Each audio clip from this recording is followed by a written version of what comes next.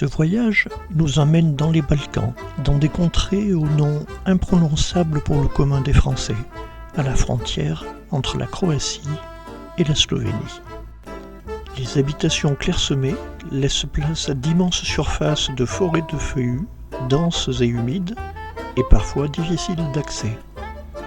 Sous-bois et clairières regorgent de richesses. Flore et faune nous semblent bien communes, sauf un animal emblématique, l'ours. Mais non, pas celui-ci, celui-là. Au début des années 1900, les nobles s'adonnaient à la chasse et il était de bon ton de rapporter les plus gros trophées.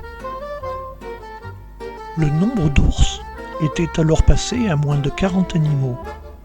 Aujourd'hui, la population d'ours est régulée à environ 1000 individus. Les Slovènes en aperçoivent assez couramment et cohabitent avec eux, moyennant quelques précautions, comme les poubelles en bac fermé, des clôtures électrifiées autour des potagers et des fruitiers. Mais c'est toujours un animal fuyant, pas facile à approcher. Il n'est dangereux que si on le surprend, ou si on sépare une mère de ses petits. Il se nourrit surtout de végétaux.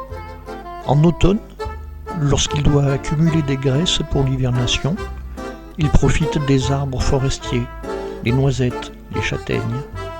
Il peut aussi manger des insectes ou des carcasses d'animaux morts et, s'il en a l'occasion, s'attaquer aux membres les plus faibles d'un troupeau. L'ours brun est reconnaissable à sa bosse proéminente, située au niveau des épaules, et non pas à son pelage, qui va du fauve clair au noir et a tendance à s'éclaircir en été. Bref, il vit en pleine nature et se contente de ce qu'il a.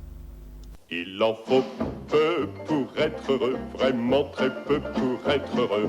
Il faut se satisfaire du nécessaire. Un peu d'eau fraîche et de verdure que nous prodigue la nature. Quelques rayons de miel et de soleil. Je dors d'ordinaire sous les frondaisons.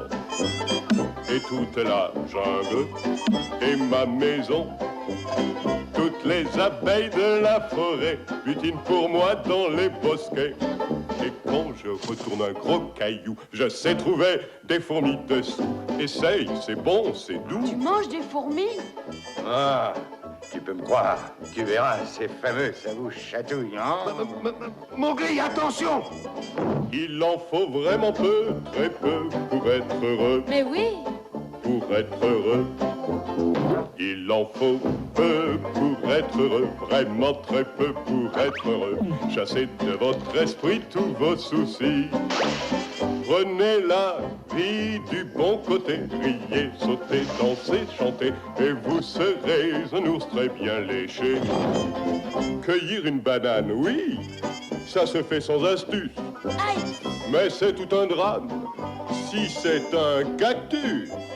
Si vous chipez des fruits sans épines, ce n'est pas la peine de faire attention. Mais si le fruit de vos rapines est tout plein d'épines, c'est beaucoup moins bon. Alors petit, as-tu compris? Oui, merci Balou. Oh, c'est pas vrai. Jamais j'ai entendu de telles stupidités. Allons, viens, toi, et en cadence. Hein, Oh. Il en faut vraiment peu, très peu pour être heureux. Pour être heureux?